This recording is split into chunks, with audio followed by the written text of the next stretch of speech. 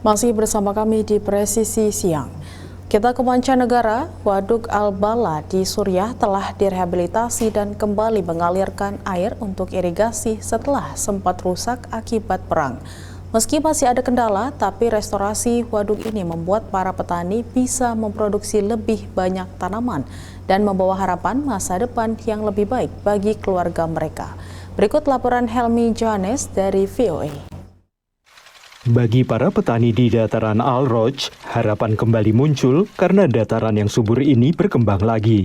Bendungan yang memasok air untuk mereka dulu diserang di awal perang dan tidak berfungsi selama bertahun-tahun. Bagi petani yang merawat tanaman berharganya dengan hati-hati ini, kembali beroperasinya bendungan pada awal tahun ini telah mengubah kehidupannya. السد كان تعطل بال2013 بعد ما تعطل السد يعني صارت الحياة غير طبيعية لأنه الشعب معتمد على الله ثم على الأراضي المروية كانت على السد وما أشبه ذلك. بعد ضخ المياه والزراعة كانت جيدة جدا ممتازة والشعب يعني أخذ روح شوية كان أولي يعاني لكن هلأ بهالفترة هاي. Sebagian besar waduk Al-Bala kering selama lebih dari 10 tahun dan hanya mengandalkan curah hujan musim dingin setelah pompa yang mengisi waduk dari sungai terdekat menjadi korban perang saudara. أثرت الحرب السورية بانقطاع المصدر الرئيسي هو مصدر الكهرباء لضخ المياه هو مصدر الرئيسي محطة عين الزرقاء. تم توقيف المحطة بسبب تخريب المحطة من العمليات الحربية وقصف النظام المجرم للمنشآت. Dengan pulihnya pompa-pompa itu, Waduk Al-Bala terisi kembali dan mulai mengairi wilayah ini. Sehingga para petani bisa memproduksi lebih banyak tanaman dalam jumlah yang lebih besar yang sudah mulai masuk ke pasar. Menurut pemimpin pemberontak Suriah, air irigasi membantu mengurangi ketergantungan pada bantuan pangan asing.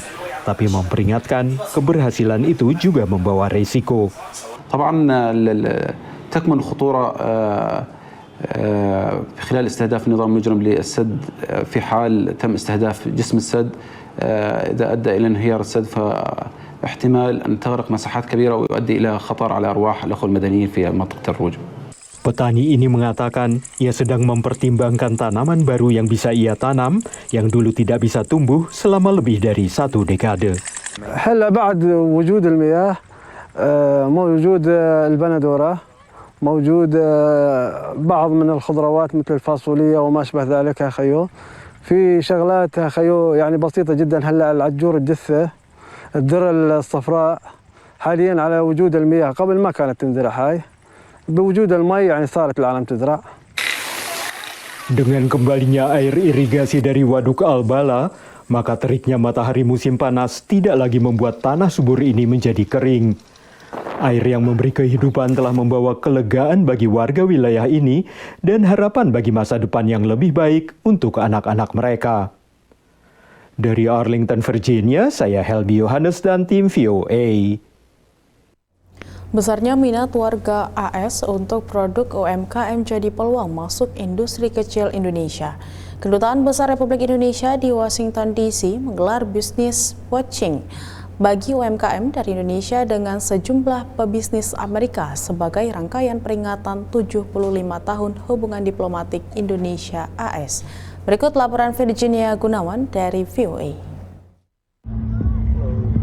Produk UMKM kerap banyak dilirik warga Amerika Serikat karena kualitas dan kedekatan dengan produsen. Hal yang menjadi keunggulan kompetitif bagi produk seperti ini yang mencoba merambah ke pasar Amerika.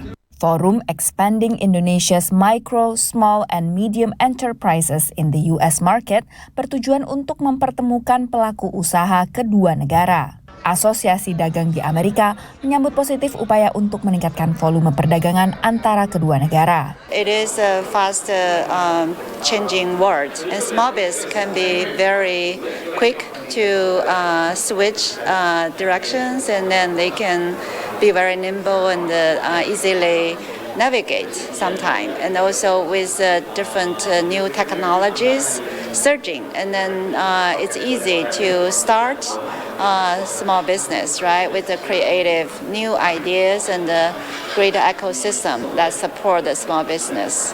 Amerika Serikat merupakan tujuan ekspor non-migas kedua terbesar Indonesia setelah Tiongkok. Data Kementerian Perdagangan Republik Indonesia menunjukkan komoditi ekspor non-migas yang paling banyak diekspor Indonesia ke Amerika Serikat adalah mesin dan juga perlengkapan listrik. Sementara komoditi impor utama dari Amerika adalah biji dan juga buah berminyak. Sejumlah UMKM diundang untuk memperkenalkan produk mereka, mulai dari kerajinan kulit, pakaian, serta juga rempah dan kopi. Selain produk, peningkatan kapasitas komunitas juga jadi fokus dari UKM-UKM ini. Beberapa tahun belakangan ada penurunan terkait dengan para pengrajin yang sudah mulai beralih profesi.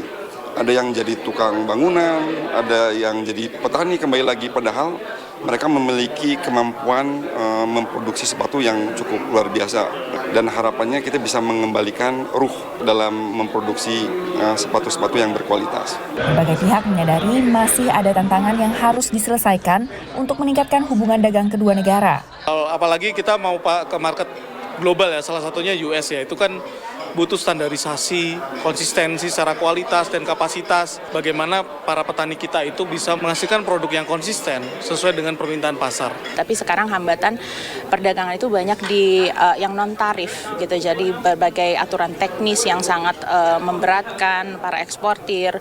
Kemudian juga mungkin berbagai tuduhan-tuduhan mungkin seperti dumping gitu ya kepada eksportir kita.